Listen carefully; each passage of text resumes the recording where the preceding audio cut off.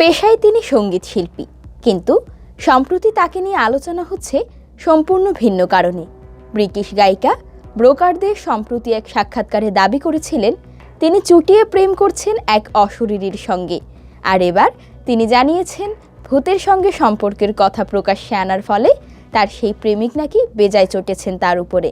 এমন অদ্ভুত দাবি ঘিরে শোরগোল পড়ে গেছে। সম্প্রতি এক সাক্ষাৎকারে ব্রোকারদের জানিয়েছিলেন তার সেই প্রেমিকের নাম এডওয়ার্ডো। এ বিষয়ে বলতে গিয়ে গায়িকা জানিয়েছেন, সত্যিই মনে হচ্ছে আমি ভৌতিক হামলার শিকার হয়েছি। আমাদের প্রেমের কথা প্রকাশ্যে আনার পর থেকেই এডওয়ার্ডো আমার উপরে রেগে গেছে। সে এখন সম্পূর্ণ শীতল হয়ে গেছে।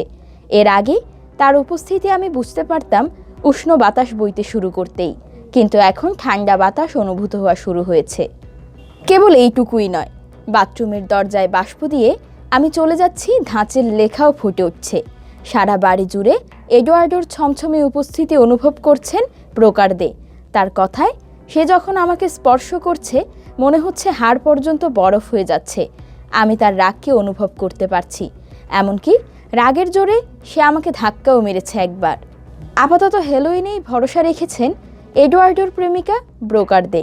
তার মতে হ্যালোইন হলো ভূতেদের ভ্যালেন্টাইন্স ডে, তাই আমি ওই দিন তার জন্য একটা গান লিখে সুর দিয়ে গিয়ে শোনাবো। তার অভ্যর্থনায় জ্বালিয়ে রাখবো মোমবাতি। শুনলেই মনে হতে বাধ্য যেন কোনো সিনেমার দৃশ্য, কিন্তু ব্রিটিশ গায়িকার দাবি সবই সত্যি।